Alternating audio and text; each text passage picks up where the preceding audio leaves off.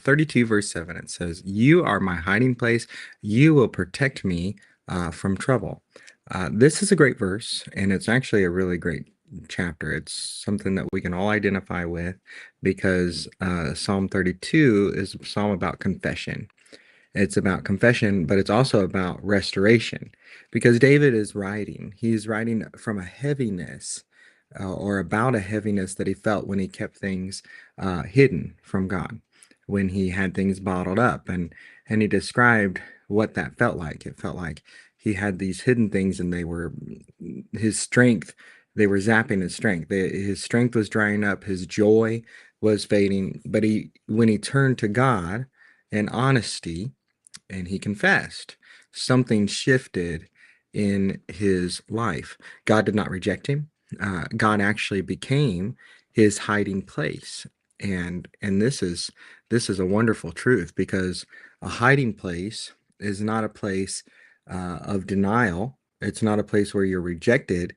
It's actually a place of refuge, a place where you find what you've been looking for. It's where you go when the storm, even the storms that you bring on yourself, are real. It's where you feel safe enough to allow yourself to breathe and to be restored. It's where you don't have to pretend.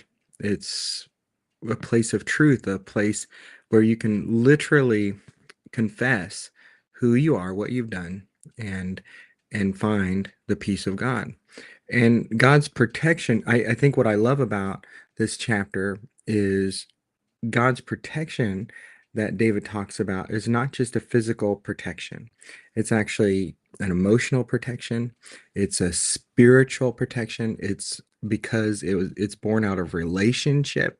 He had this relationship with God, and the Lord's presence becomes the shelter for the broken or the weary heart.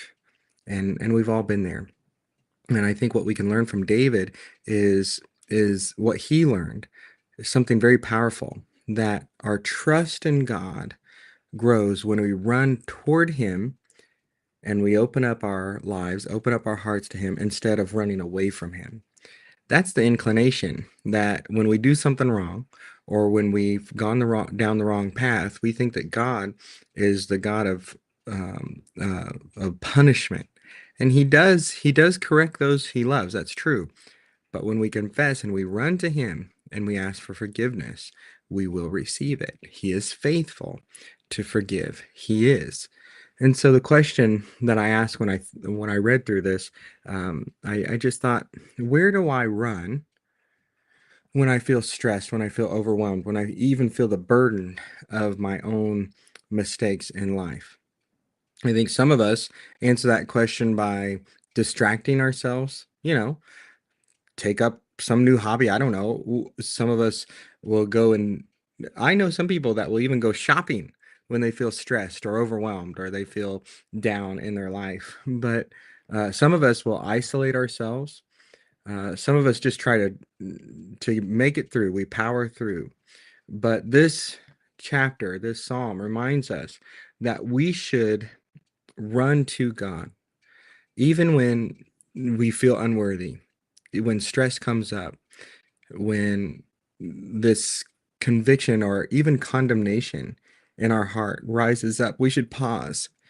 We should turn our hearts towards God, speak to him honestly about even things that we have done, and then allow him to shelter us and shelter our hearts. Let him become our refuge. We don't have to carry things. We do not have to carry things. There is a safe place available. God is our refuge. He is our strength. He is our hiding place. He will protect us because he forgives us. He loves us, and he's calling us to serve him, to surrender to him. It's not an actual location. It's actually his presence. It's in his presence where we find peace, restoration, and joy. So I encourage you to run into his presence today, like David did. Confess, talk to God, open your arms. Sometimes I do that. I'll just open up my arm, physically open my arms and say, Lord, I need you today. So what we'll pray is we'll say, Lord, thank you for being my hiding place today. Thank you when I'm even overwhelmed by my own sin, by my own mistakes, that you still draw close to me, that you are faithful and just to forgive and to cleanse. Thank you, Lord. Help me to run to you, Lord, instead of the things that I think will help me. Help me to press in and not walk away. Lord, fill my heart with peace. Steady my spirit with your protection. And he'll do it. He's faithful. So God bless you today. I hope you have a good day. Here's Mary. She's been sitting on my lap during the devotional today. Look at her. She's so cute. Mary, you like doing devos? Yes, you do.